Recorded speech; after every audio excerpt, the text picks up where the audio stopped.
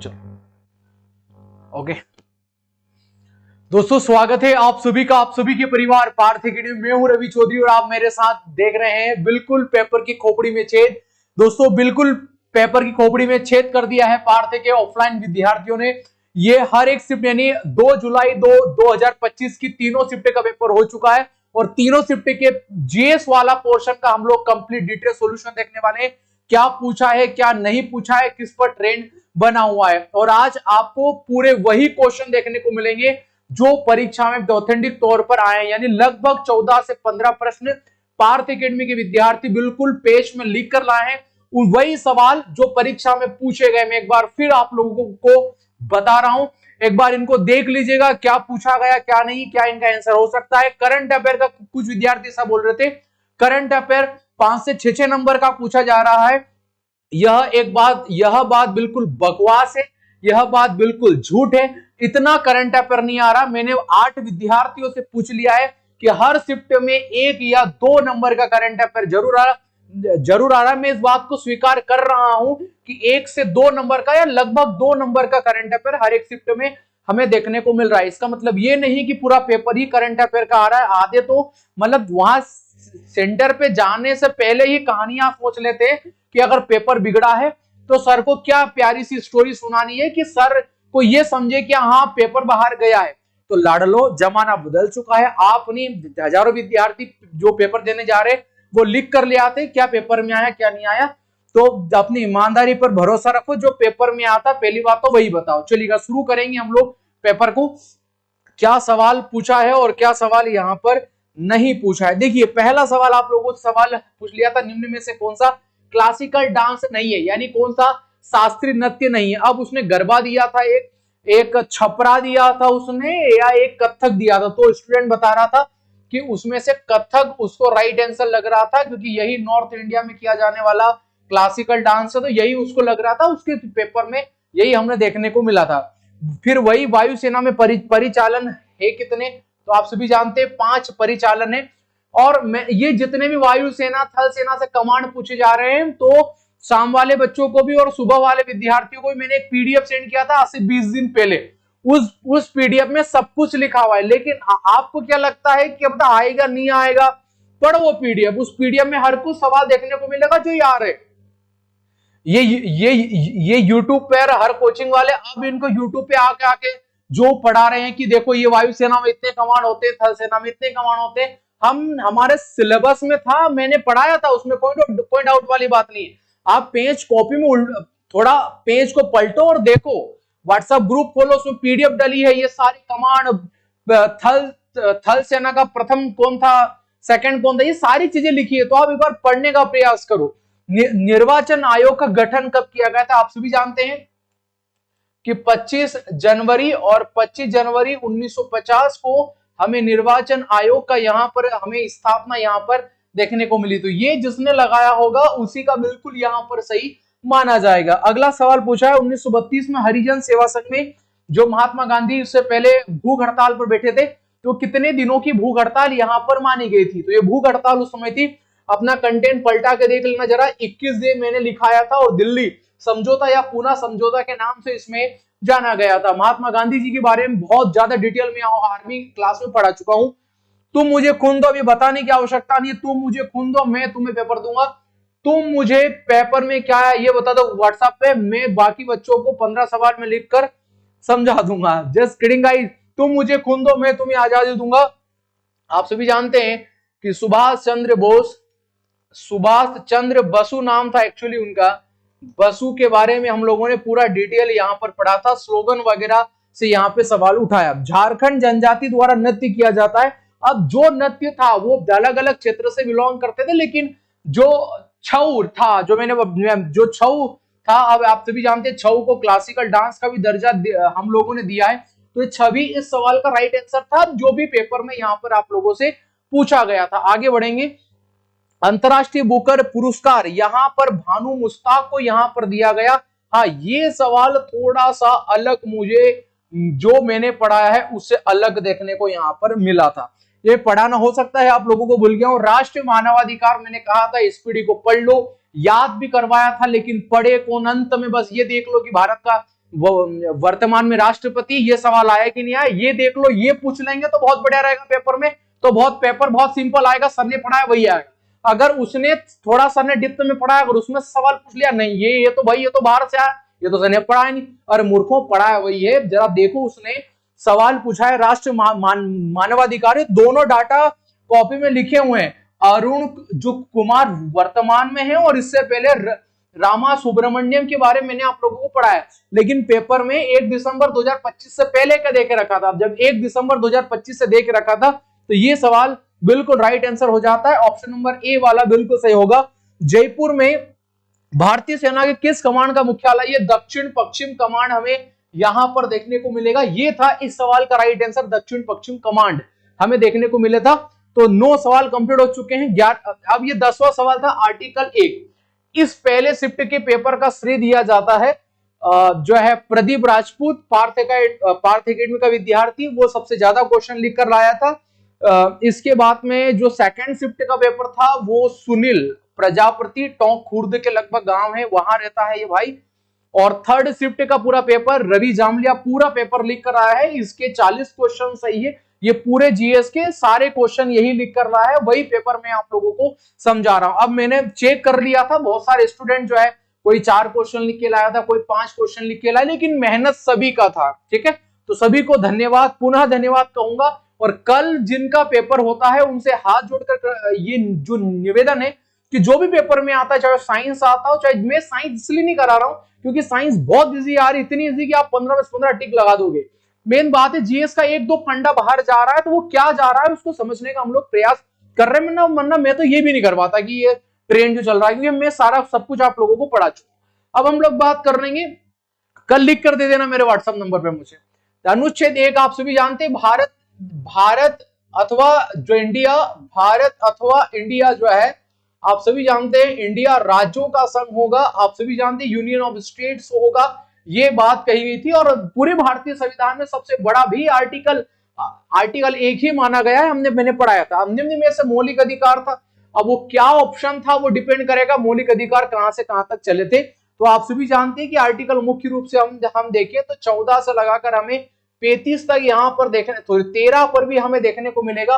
13 से लगाकर हमें, अब वो क्या था वो विद्यार्थी जाने, कृपया क्या पूछा था, अगर किसी को पता हो तो मेरे को जो बता दीजिए। मौलिक अधिकार से एक सवाल पूछा था, हार्ड लैंप पुस्तक किसकी थी? तो ब्रिटी करके एक महिला थी, लेडी थी, उसकी पुस्तक थी, भारत की थी।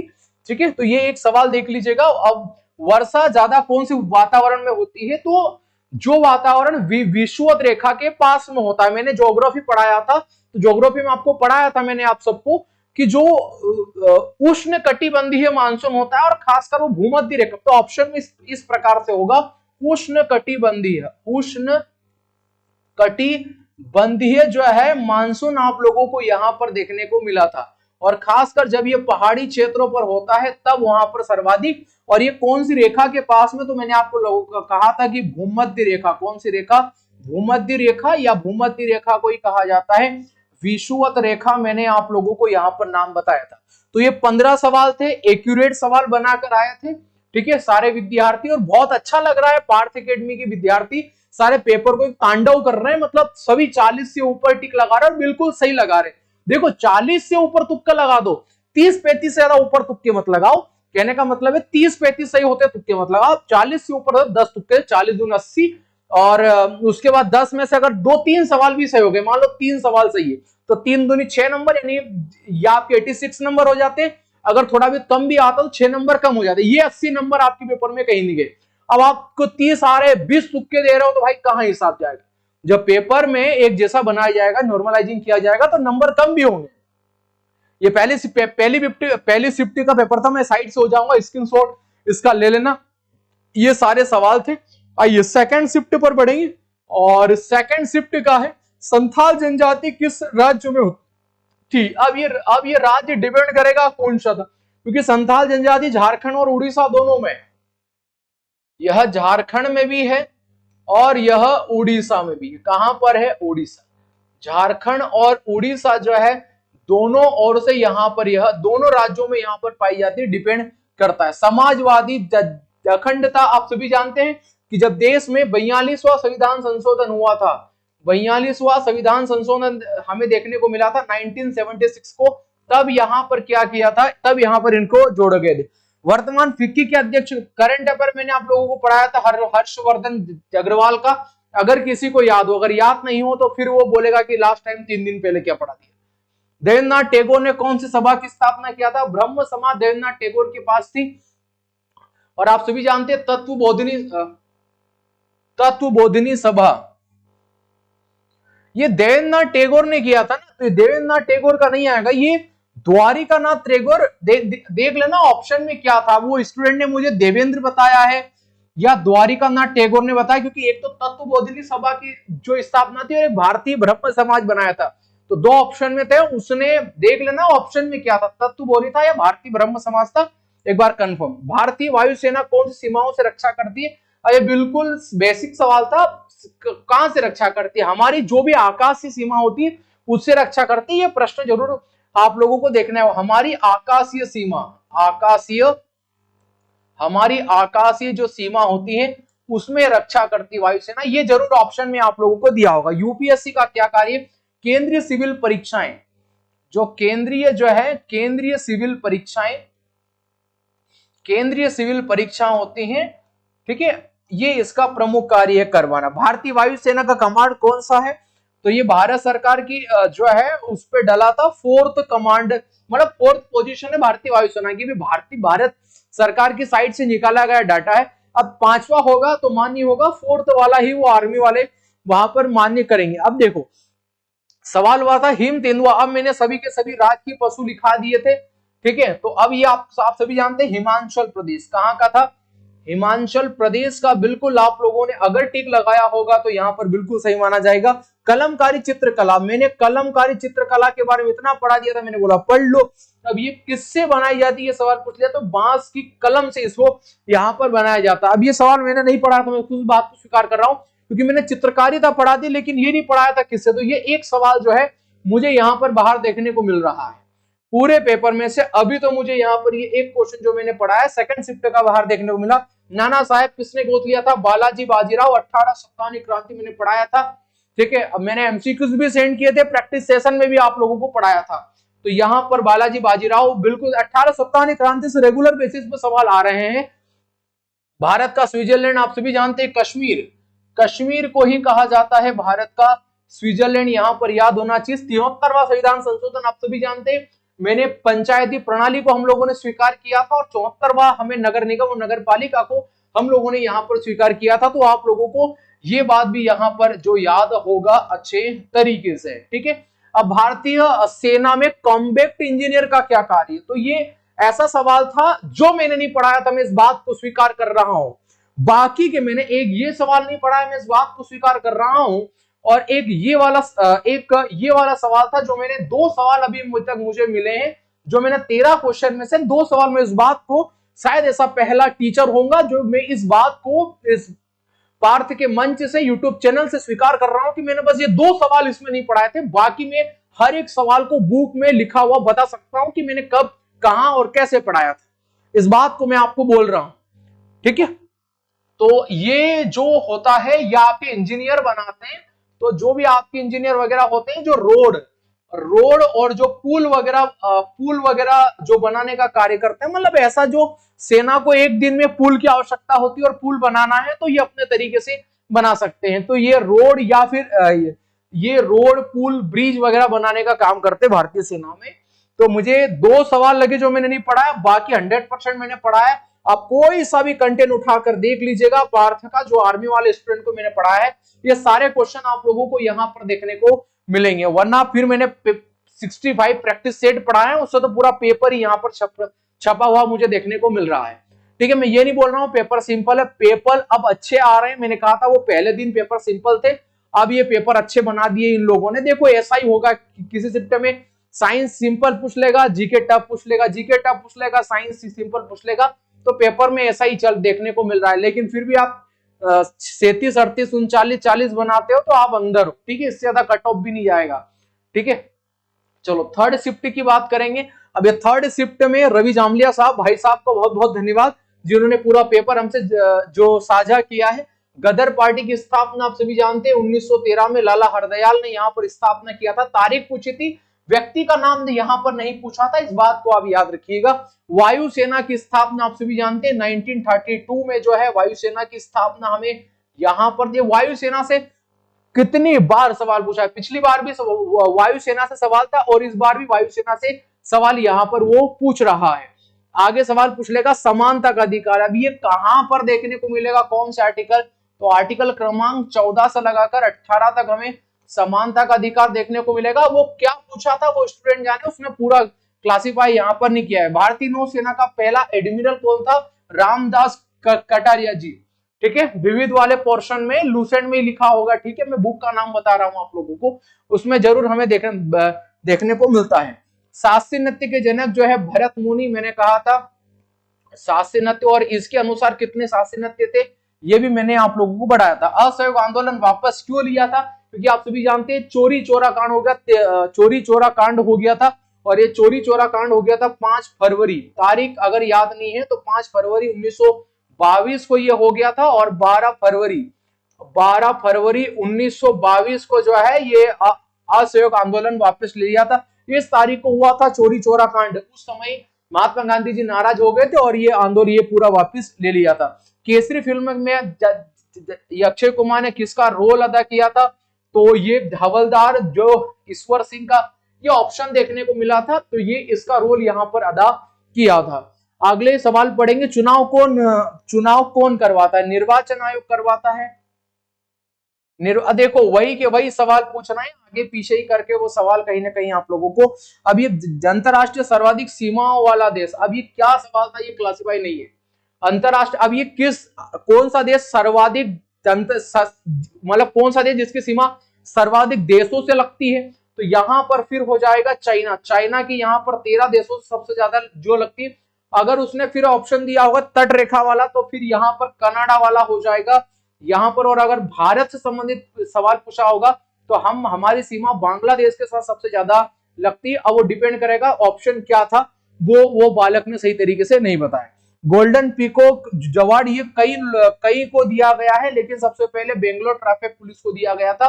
सो ये एक नया सवाल मुझे यहाँ पर देखने को मिला है, जो मैं इस बात को स्वीकार कर रहा हूं उस मंच से, जो मैंने नहीं पढ़ाया था। बाकी सारे किसी भी दिन किसी भी समय फोन लगा देना और अपना बुक लेकर आ जाना, बता दूंगा कि कौन से और कब कब मैंने पढ़ाया। अब हाँ देखो, अब ये एक बहुत बिल्कुल बेसिक सवाल था, केसरी फिल्म में अक्षय कुमार, ये भी थोड़ा सा हमने डिस्कस नहीं किया था मूवी के बारे में, लेकिन एक पूछा है 2 सवाल, इसलिए मुझे यहाँ पर देखने को मिले। बाकी तो यार देख लो, कहीं से मिला लो, जब फोन लगाओगे, जब बोलोगे सर कहाँ कौन सी दिन पढ़ा है, कौन से कंटेंट में पढ़ा है, सब कुछ आप लोगों को बता देंगे। ठीक है, इतना विश्वास यार। मैंने कहा था कि जब पढ़ा रहे तो बहुत शिद्दत से पढ़ा, 6 महीने तक पढ़ाया था आर्मी वालों को, और कूट कूट के पढ़ाया था। क्यों पास नहीं होंगे, हर तरफ लहर पार की है, तुम देखते ही जाओ। कुचिपुड़ी कलाकार, अब ये कलाकार के बारे में वो स्टूडेंट क्लासिफाई नहीं किया था, लेकिन कुचिपुड़ी अगर देखा जाए तो ये आंध्र प्रदेश में है, बट वो विद्यार्थी नहीं बता पाया। अनुच्छेद 25 पे सवाल पूछा था, जहां पर धर्म मानना के धर्म हमें मानना नहीं मानना, धर्म का प्रचार प्रचार करना, इसके बारे में जो जिक्र देखने को मिलेगा। और इसी आर्टिकल में सिखों को कृपाण धारण करने की आजादी है। सिख धर्म, जैन धर्म और बौद्ध धर्म हिंदू धर्म का हिस्सा है, वो आर्टिकल 25 में ही क्लियर हम लोगों को करके रखा है। नीति निर्देशक तत्व आप लोगों को सवाल पूछा था कहां से कहां तक था, तो आर्टिकल क्रमांक 36 से लगाकर 51 तक 18 लाख बार तो मैं खुद इसको करा चुका हूं। ठीक है, कहां पर था, अब वो नहीं आया था तो फिर वो आप गलती, सब कुछ मैं इसमें पढ़ा चुका हूं। तो ये 2 सवाल फिर मुझे बाहर देखने को मिले, बाकी पूरा पेपर मुझे अपने कंटेंट में से देखने को मिल रहा है। ऐसा ही नहीं बोल रहा हूं, आप बोलोगे तो बता देंगे आप। ठीक है एवरीबॉडी, तो आप मेरे साथ जुड़े, आप सभी का धन्यवाद। और ऑलमोस्ट हर एक स्टूडेंट से जो मेरी बात हो रही है कि सर कितने क्वेश्चन किए हैं, कितने क्वेश्चन उन्होंने नहीं टिक लगाए, तो हर एक स्टूडेंट बता रहा है 38 से लगाकर तो 40 क्वेश्चन के बीच में उसके एक्यूरेट बता रहा है। ये डाटा चल रहा है 50 में से 38 या 40 दोनों में से उसके स्कोर हो रहे हैं, और खासकर पार्थ के तो 38 और 40 से ऊपर ही जा रहे हैं। तो ये यहाँ पर निराश होने की बात नहीं है। अगर आप 38 बना रहे हैं तो 40 के डबल कर लो, 100 का फिजिकल यहाँ पर मार दो। 40 बना रहे हो तो 100 का फिजिकल यहाँ पर मारने का प्रयास करो, 100 का फिजिकल करो। 38 अगर आप जो बना रहे हो तो 76 से यहां पर होते हैं, ठीक है। तो फिर यहां पर 100 फिजिकल, मतलब हर में अब आपको ये प्रयास करना है जो 40 से कम वाले हैं वो 100 के फिजिकल के लिए तैयारी में लग जाओ, ठीक है। तो ये तीनों शिफ्ट के पेपर आ चुके हैं, तो मैंने पढ़ा दिया। मैं थर्ड फोर्थ शिफ्ट का इसलिए करा रहा हूँ क्योंकि मुझे क्लास लेना है शाम की बैच को, तो हाँ ठीक है, रेलवे वाले स्टूडेंट हैं उनको पढ़ाना है। तो ये तीनों शिफ्ट के लिए मेरे पास समय था, तो मैंने जो करवा दिया। यही पेपर आया था, इस पेपर का ट्रेंड देख लीजिएगा क्या सवाल आया है। फिर मैं आपको बता रहा हूँ, राष्ट्रीय आंदोलन पर फोकस करें। ये कमांड वायुसेना थल सेना, इनकी पीडीएफ मुझसे मांग ले, मैं फिर दे दूंगा आप लोगों को। और तो ये सारी चीजें तो आप लोगों को याद हो ही होगी, ठीक है, इसमें कोई बाहर से बात नहीं है। तो ये तीनों का ही मैं करा चुका हूं, ठीक है। एक बार देख लीजिएगा, आप मेरे साथ जुड़े, इसके लिए आप सभी का पुण्य धन्यवाद। मिलेंगे कल वाले जो है 3 जुलाई और 2025 में क्या क्या सवाल पूछे गए उस पर चर्चा करेंगे। आप सभी मेरे साथ जुड़े इसके लिए पुनः धन्यवाद। इस क्लास के अपने दोस्त लोगों के साथ जरूर शेयर कर दीजिएगा अगर उनका एग्जाम बाकी है। चलिएगा, थैंक यू एवरीबॉडी।